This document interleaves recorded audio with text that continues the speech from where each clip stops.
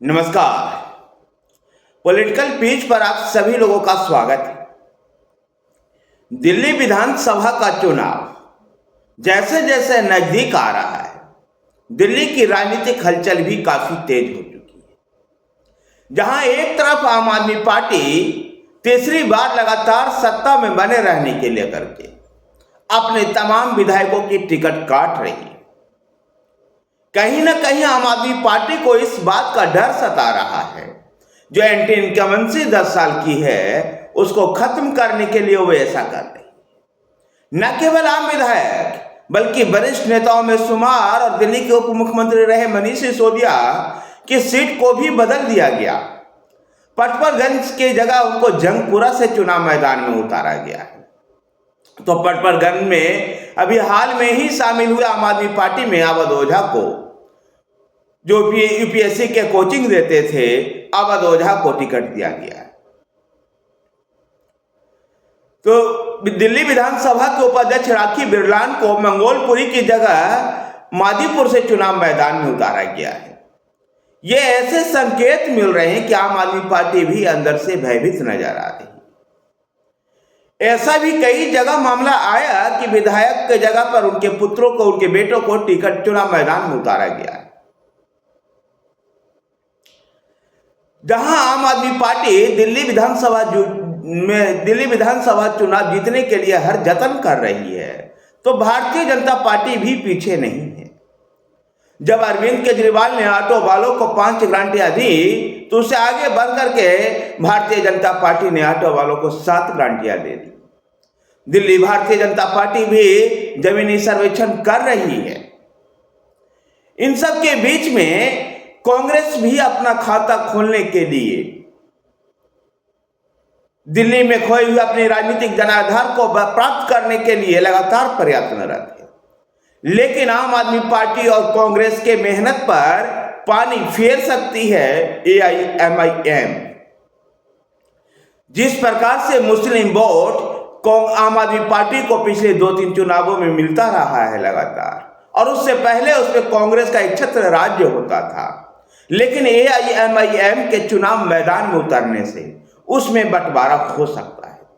दिल्ली की 5 ऐसी सीटें हैं जहां मुस्लिम आबादी 40% से लेकर 80% तक है, और कुछ 2 ऐसी सीटें हैं जहां पर 20% से अधिक मुस्लिम आबादी है।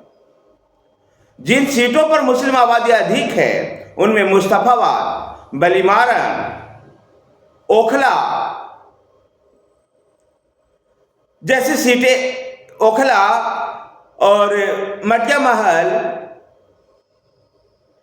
जैसे सीटें हैं। तो चांदनी चौक और सदर बाजार ऐसे विधानसभा सीट है जहां 20% से अधिक मुस्लिम आबादी है। मुस्तफाबाद से एआईएमआईएम ने आम आदमी पार्टी के पूर्व पार्षद और दिल्ली दंगा के दोषी ताहिर हुसैन को चुनाव मैदान में उतार दिया है।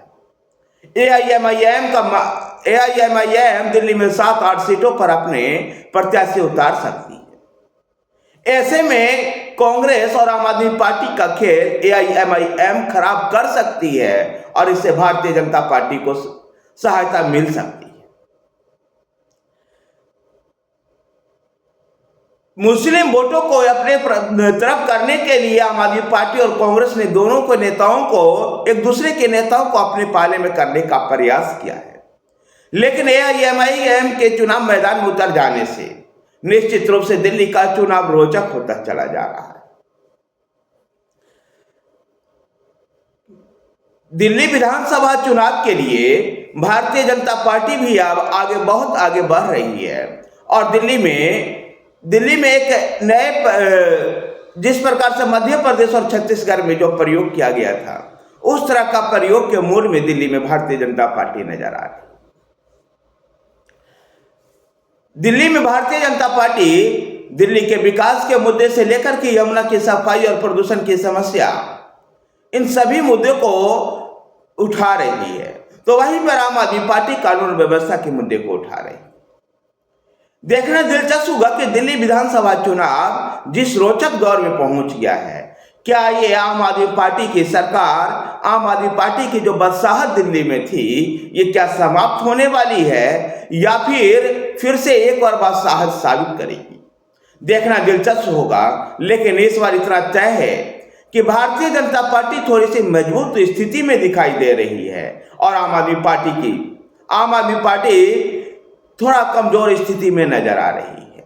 अगर कांग्रेस अपने पूरे दम पर चुनाव लड़ती है तो निश्चित रूप से आम आदमी पार्टी को झटका लग सकता है और AIMIM के चुनाव मैदान में उतर जाने से कांग्रेस के जो कोर वोटर है जिसके लिए भी चुनौतियां बन सकती है।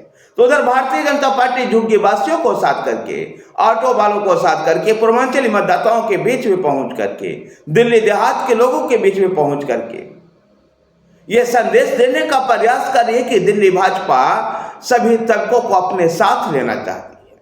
साथ ही इसके साथ ही भारतीय जनता पार्टी तमाम बड़े नेताओं को चुनाव मैदान में उतारने की तैयारी भी कर रखी है। धन्यवाद साथियों, वीडियो को लाइक कीजिए, शेयर कीजिए। हमारे साथ बने रहने के लिए हमारे चैनल पॉलिटिकल पिच को सब्सक्राइब कीजिए। धन्यवाद।